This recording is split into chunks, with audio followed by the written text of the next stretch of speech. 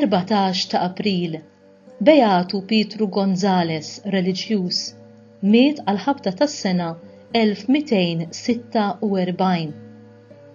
Pietru Gonzales kien ġej minn familja nobli ta' Kastilja fi Spanja.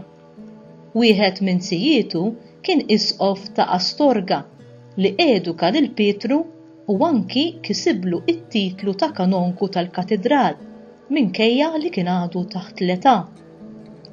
Darba f'jum il-miliet, hekk kif kien kollu mdandan, imlibbes bl-iżjed il-bisfin biex jieħu l-pussess bħala kanonku, kien imtajjar minn fuq iż-żiemel tiegħu u mitfuħ f'ħofra mimlija tajn, fost id-daħk ta' dawk kollha li raw dan l-inċident. F'daqqa waħda, ħajtu nbidlet għal kollox, għax din il-ġrajja ġelitu jiftaħ għajnejh u jara il-fruwa kollha tiegħu. Jekk id-dinja daħket bija, qal, jien irrid nidħak bid-dinja. Ħalla l-pożizzjoni li kellu u daħal Dominikan. Kien predikatur kapaċi u anki ġie nominat bħala l-kappillan irjali minn San Ferdinandu III, re ta' Kastilja u Leon. Dan il-Patri Dominikan kien meqjum ħafna mill-baħħara Spanjoli u Portugiżi li kien jagħmlilhom żjarat fuq ix-xwieni tagħhom. Huwa miet fl-14 ta' April tas-sena 1246. Kien ibbeatifikat mill-Papa Innoċenz IV fis-sena 1254 u ikkanonizzat fit-13 ta' Diċembru tas-sena 1741 mill-Papa Benedittu XIV. Huwa l-Qaddis protettur tal-baħħara li jsejħulu taħt l-isem ta' Elmo jew Erasmu li minnu ġej l-isem ta' Irmu li għalih hija imsemmija il-famuża Forti Sant'Irmu fil-Belt Valletta.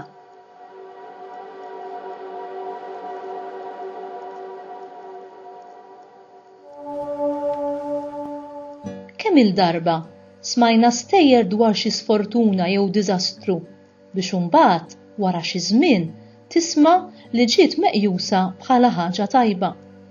Mhux kull diżastru huwa tassew ħażin fil-konsegwenzi tiegħu għax il-mulej jista' joħroġ it-tajjeb minn dak li jidher li hu sfortuna.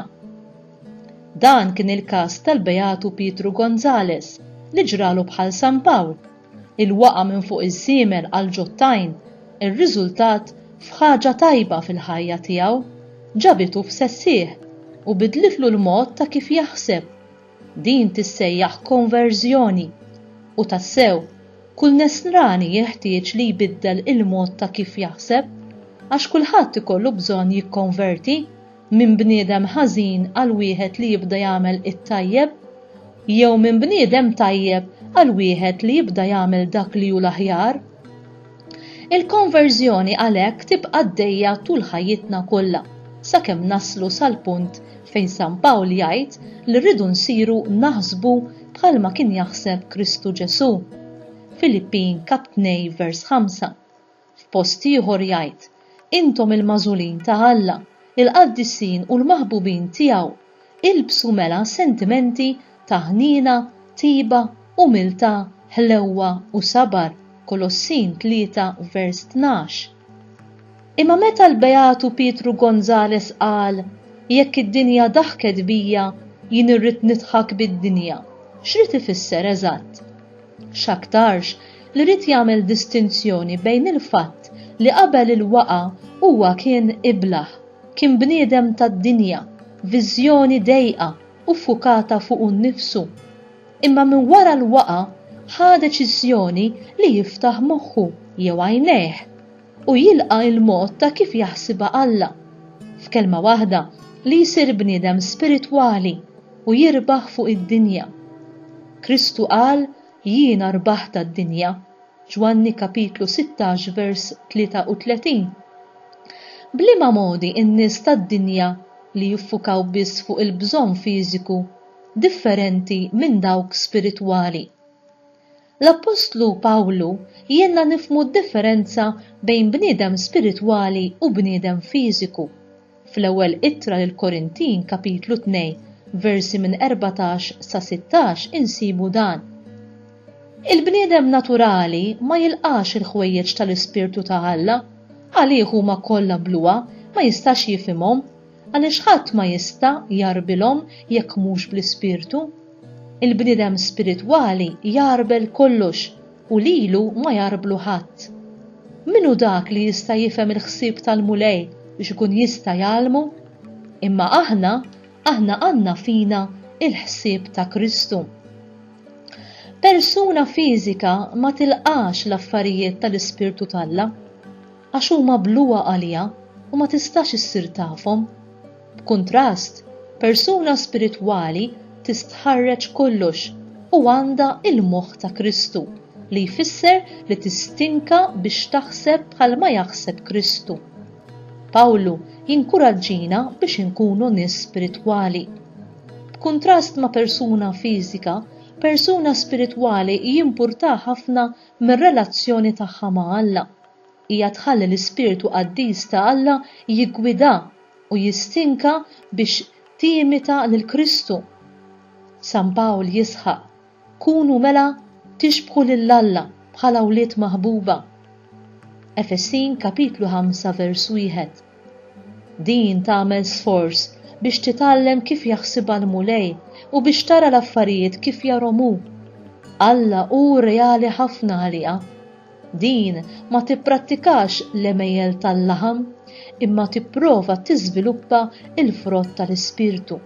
U f'Galatin kapitlu 5 versi minn 22 sa 25 insibu: il-frott tal-Ispirtu huma l-imħabba, l-għena, is-sliem, is-sabar, il-ħniena, it-tiba, il-fidi, il-ħlewwa, ir-rażan. Kontra dawn ma hemmx liġi. Dawk li huma ta' Kristu Ġesu salbu l-ġisem bil-ġibdiet u l-passjonijiet tiegħu. Jekk ngħixu bl-Ispirtu, ħalli nimxu bl-Ispirtu. Ġesu qal lil dawk li għandhom moħħhom iffukat fuq affarijiet spiritwali li dawn huma ferħanin. Mattew kapitlu 5 vers minn 3 sa 12. Fil-qosor nistgħu npoġġuha b'dan il-mod: ħenin dawk li huma konxi tal-bżonn spiritwali tagħhom għax għandhom ċans kbir li jiksbu is-saltna tas-smewiet. F'Rumani kapitlu 8 versi minn 6 sa 8 insibu wkoll: ix-xewqat tal-ġisem iwasslu għal mewt, ix-xewqat tal-Ispirtu iwasslu għal ħajja u sliem. Għalhekk ix-xewqat tal-ġisem huma edewwa ta' Alla, ma joqogħdux għal-liġi ta' Alla u anqas jistgħu joqogħdu. Għalhekk jidher ċar li l-ħajja tagħna tiddependi fuq li naħsbu bħalma jaħseb Kristu. Allura jekk aħna moħħna iffukat fuq affarijiet spiritwali, min issa stess jista' jkollna il-paċi ma' Alla u ma' nfusna u jista' jkollna it-tama tal-ħajja ta' dejjem.